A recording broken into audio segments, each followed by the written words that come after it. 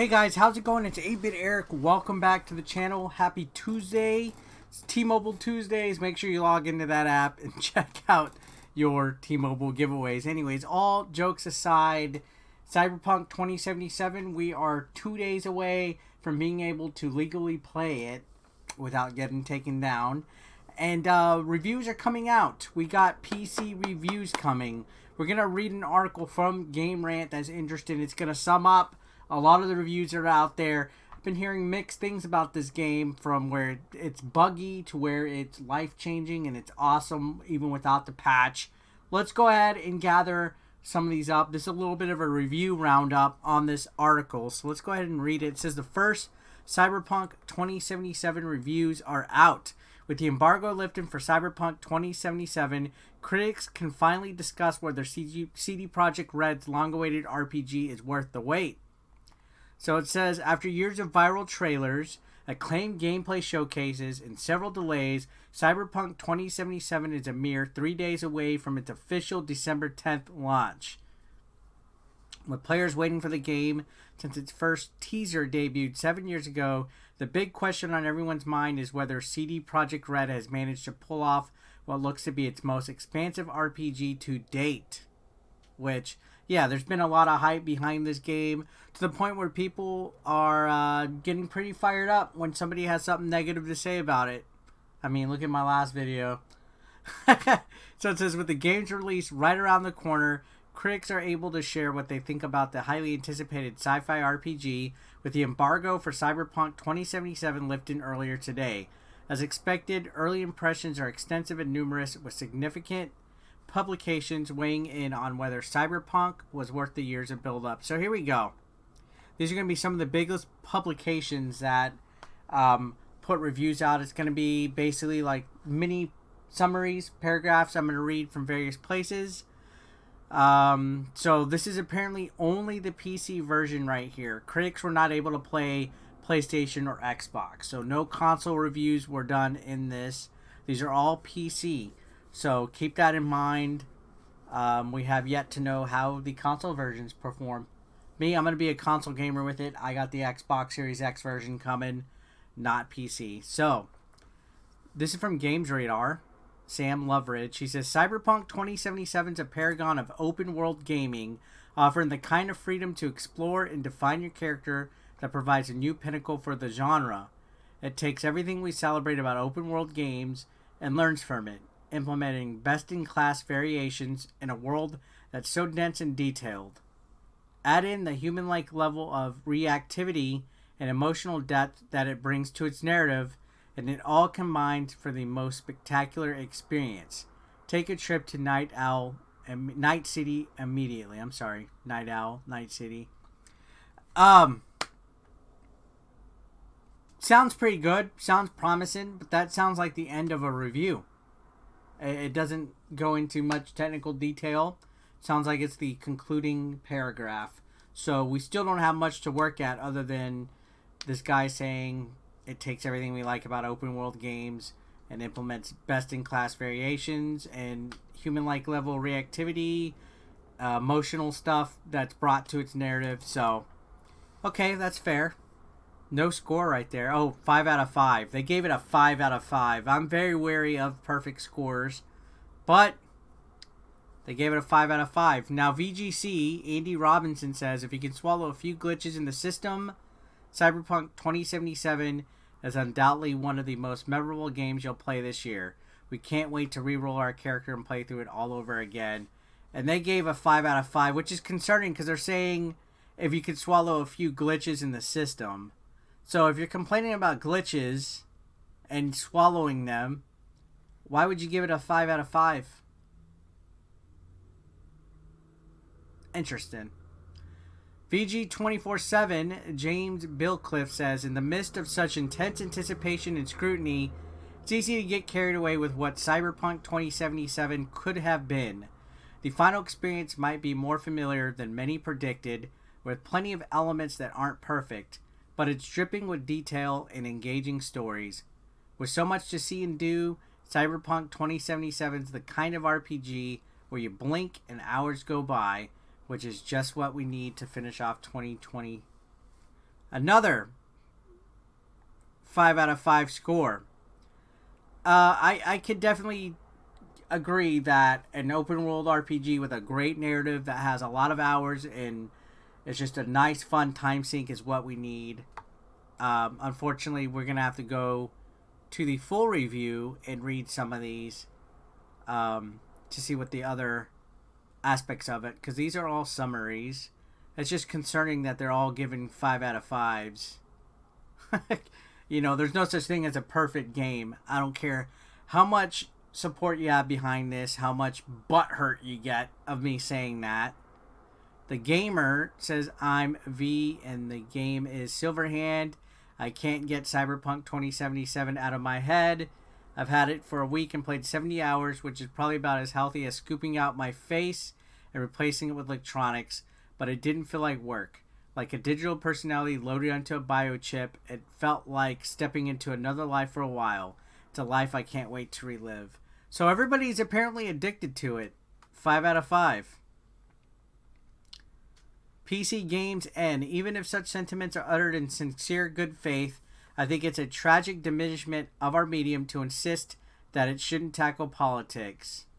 Cyberpunk 2077 might not push quite as many boundaries in game design as Landmark Release could, but if it can convince more people that games can and should take a position on issues of substance rather than peddle mindless thrills, that'll be a worthy legacy. So it looks like this person tried to get into the political commentary aspect of it and might have possibly been a little SJW in their review, but I'm not. They gave it a 9 out of 10. So, first non-perfect score, 9 out of 10. I can accept that. 8 or 9 is usually the sweet spot for a game that is a must-play, in my opinion. Game Informer says Cyberpunk 2077 is a dark and disturbing at times, frighteningly so, but the majority of its content is fascinating and loaded with depth through the various RPG systems and lore. I thoroughly enjoyed my time in Night City, and Johnny Silverhand is a great partner to see the sights with. Cyberpunk 2077 doesn't overstay its welcome with its critical path story and invites players to jack in and stay for hundreds of hours of unique content should they want to. It didn't blow me away like The Witcher 3 Wild Hunt, but it's still a hell of an opening to what we'll see, hopefully, a new series. So, yeah, they gave it a 9 out of 10. They said they felt it wasn't as great as Witcher 3, which is interesting. I played Witcher 3, and it was good. I liked it. I didn't get to finish it through, but I played through some of it. It'll be interesting to see Cyberpunk, what they offer, as opposed to the medieval setting of Witcher 3. We got IGN, everybody's favorite. We got a lot of articles on here, guys. IGN. So this is from Tom Marks. Cyberpunk 2077 kicks you into its beautiful and dazzlingly dense cityscape with few restrictions. It offers a staggering amount of choice in how to build your character, approach quests, and confront enemies. And your decisions can have a tangible and natural feeling impact on both the world around you and the stories of the people who inhabit it. So it's talking about the story aspect of it, the decisions you make, the way that your character is. That's awesome. I like more of a choice in games. I like, a lot of customization, so I can definitely look forward to that. It says these stories can be emotional, funny, dark, exciting, and sometimes all these things at once. The main quest may be shorter than expected when taken on its own, and it's not always clear what you need to do to make meaningful changes to its finale. But the multitude of side quests available almost from the start can have a surprisingly powerful effect on the options you have when you get there. It's a shame that frustratingly frequent bugs can occasionally kill an otherwise well-set mood. But Cyberpunk's 2077's impressively flexible design makes it a truly remarkable RPG, and they scored a 9 out of 10 at IGN.